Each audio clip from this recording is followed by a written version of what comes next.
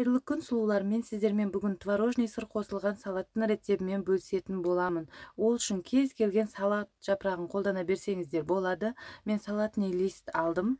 Ыдысымызға жақсылап салып, үстінен премиум соусымызды қосып, қолымызбен араластырып аламыз. Тарелкамызға салатный листімізді орналастырып, апельсинімізді тазалап аламыз.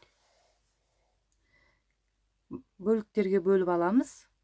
Қызылшамызды да бірдей етіп бөліктерге бөліп аламыз. Тарелкамызға бірінші қызылшамызды орналастырып шығамыз. Апельсинімізді арасынан қойып шығамыз.